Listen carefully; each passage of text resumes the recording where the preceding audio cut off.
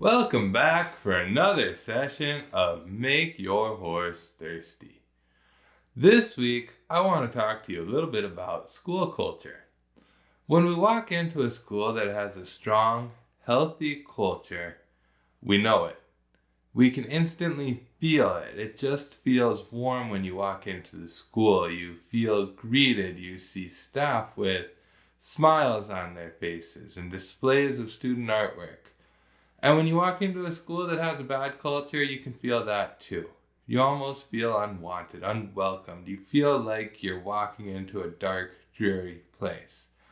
Now, clearly we want to have a strong school culture. It's just more enjoyable to work in a strong school culture. But more importantly, school culture plays a big part on student learning. You see, having that strong, healthy culture that feels warm and welcome puts students in a place where they're ready to receive knowledge, where they're ready to learn, ready to have an open mind and to engage with the learning. Whereas that opposite negative school culture where you just don't feel welcomed, well, that turns a person off.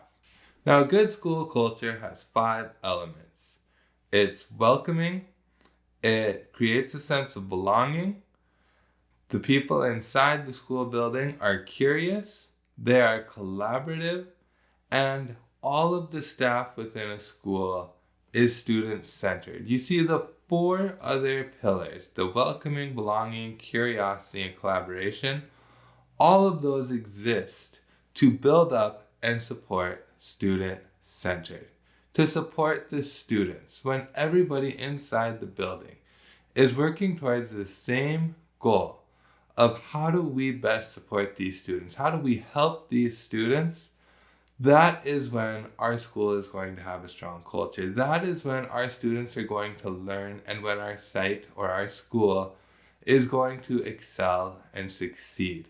We need to be welcoming. When students walk into the building, they need to feel wanted. They need to feel like we are happy to see them, like the staff is happy to see them, like they're in a place where they're wanted. And that leads us into our second pillar. We need belonging. They have to feel like they belong. To be in a place where, sure, everybody's there and says good morning, but once that's done, you almost feel rejected. You feel like you're not wanted there. You're constantly on guard, constantly worrying about where you stand within the pecking order. And you don't necessarily have a lot of energy left over to focus on the actual learning because you're so worried and just, are they going to reject me? Is today going to be the day I get kicked out? So we have to feel that sense of belonging if we're really going to open up and be vulnerable and engage with learning the way we need to make progress. Of course, curiosity is an essential part of learning. I mean, students that are able to maintain their curiosity are the students that are going to continue to learn, continue to grow. Those that want to know more are going to engage with our lessons far more than the student that's just there to get their certificate or their degree or there because there's some outside force making them be there. And then the staff have to be curious as well. Teachers have to be curious about student progress. We have to be deliberate in looking at our students and saying, whoa, it looks like Jimmy over here is plateauing. What's going on here? What strategies aren't working with him that I'm currently using? And what can I do differently to get through to Jimmy so that Jimmy can make the same progress that everybody else in class is making? When we show up every day and we go through the motions and we never consider what our students are doing, we become stagnant, and the students that will succeed without us will succeed with us.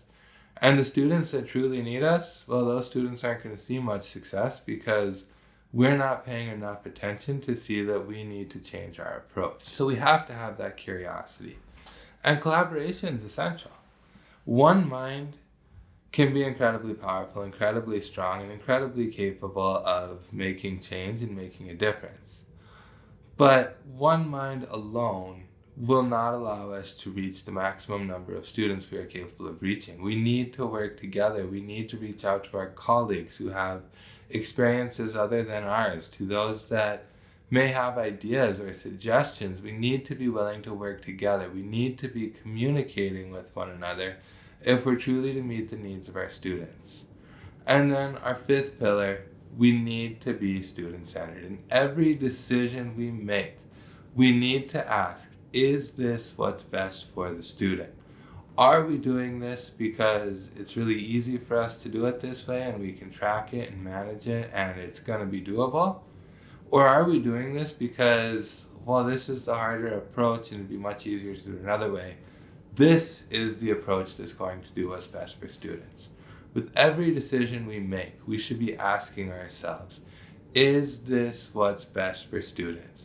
And if it's not what's best for students, let's identify what is and let's make the student-centered decision.